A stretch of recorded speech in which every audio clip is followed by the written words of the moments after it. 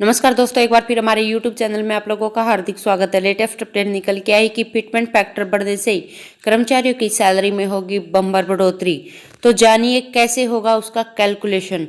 तो दोस्तों, हम आपको फिटमेंट फैक्टर के बढ़ने से जो सैलरी में बढ़ोतरी होगी उसके कैलकुलेशन के बारे में डिटेल में बताएंगे। अगर आप हमारे चैनल पर फर्स्ट टाइम विजिट कर रहे हैं तो चैनल को लाइक कर दीजिए, सब्सक्राइब कर दीजिए, साथ ही साथ बेल आइकन को भी बजा दीजिए ताकि गवर्नमेंट या पेंशन से संबंधित जितनी भी न्यूज आती है उनकी नोटिफिकेशन आप लोगों के पास तुरंत पहुंच सके। तो करते हैं वीडियो को स्टार्ट बिना किसी देरी के।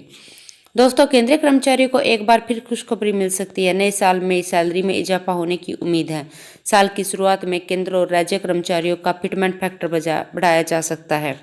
कर्मचारियों को एक फिर बार सैलरी की खुशखबरी मिलने वाली है। महंगाई भत्ते में फिर HRA और TA प्रमोशन मिलने के बाद अब नए साल पर उन्हें फिर से तोहफा मिलेगा। दरअसल फिटमेंट फैक्टर बनाने की चर्चा चल रही है। इससे पहले साल 2016 में फिटमेंट फैक्टर बढ़ाया गया था, तो इसी साल 7वां वेतन आयोग भी लागू हुआ था। उस समय कर्मचारियों की न्यूनतम सैलरी 6,000 रुपये से बढ़कर सीधे 18,000 रुपये हो गई थी। अब सरकार साल 2022 में केंद्रीय कर्मचारी की सैलरी फिर से बढ़ोतरी के बारे में सोच रही है। सूत्रों की माने तो साल की शुरुआत में केंद्र और राज्य कर्मचारियों का फिटमेंट फैक्टर बढ़ सकता है। फिटमेंट फैक्टर बढ़ने से केंद्रीय कर्मचारियों के न्यूनतम वेतन में एक बार फिर बढ़ोतरी होगी। फिटमेंट फैक्टर वो फैक्टर है जिन्हें केंद्रीय कर्मचारियों की सैलरी 2.5 गुना से ज़्यादा बढ़ जाती है और 7वें वेतन आयोग की सिफारिश के अनुसार केंद्रीय कर्मचारियों की सैलरी भत्तों के अलावा उनकी बेसिक सैलरी और फिटमेंट फैक्टर से ही तय की जाती है। दरअसल केंद्र और राज्य सरकार के कर्मचारियों की लंबे समय से मांग है उन्हें फिटमेंट फैक्टर को 2.57% से बढ़ाकर 3.68% कर दिया जाए।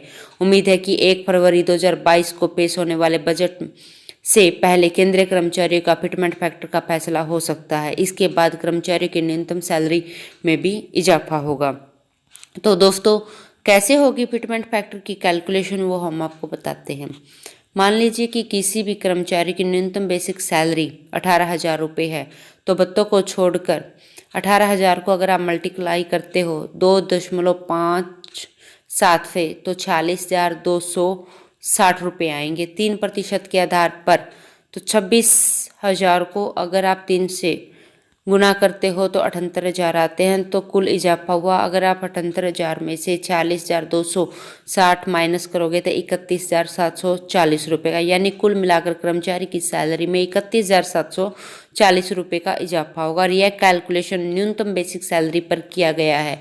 अधिकतम सैलरी वालों को और भी ज़्यादा लाभ होगा। केंद्रीय कर्मचारी को फिटमेंट फैक्टर को केंद्रीय कैबिनेट से मंजूरी मिल सकती है। बजट से पहले कैबिनेट के प्रपोजल के बाद उन्हें बजट के एक्सपेंडिचर में शामिल किया जा सकता है, लेकिन अगर इसे कैबिनेट की मंजूरी मिल जाती है तो इसे बजट ड्राफ्ट में शामिल करने के लिए कोई खास जरूरत नहीं है। फिटमेंट फैक्टर को अगर मंजूरी मिलती है तो कर्मचारी की सैलरी में एक बम्पर इजाफा होगा।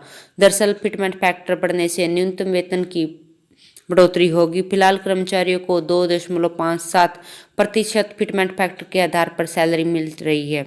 अब उन्हें बढ़ाकर 3.68% किया जाने पर चर्चा चल रही है। दोस्तों, सरकार 7वें वेतन आयोग की सिफारिश को लागू करना चाहती है, लेकिन न्यूनतम सैलरी को बढ़ाने के पक्ष में नहीं है। सरकार फिटमेंट फैक्टर को 3 गुना बढ़ा सकती है। फिटमेंट फैक्टर के बढ़ने से कर्मचारियों की बेसिक पे 18,000 रुपये से बढ़कर 21,000 रुपये हो जाएगी। कैबिनेट सचिव से कर्मचारी यूनियन की मुलाकात में उन्हें आश्वासन भी दिया गया था कि सूत्रों की माने तो सरकार अब फिटमेंट फैक्टर की तरफ ज़्यादा ध्यान दे रही है। तो दोस्तों, आज के लिए इतना ही। मिलते हैं नेक्स्ट वीडियो में, तब तक के लिए जय हिंद, जय भारत।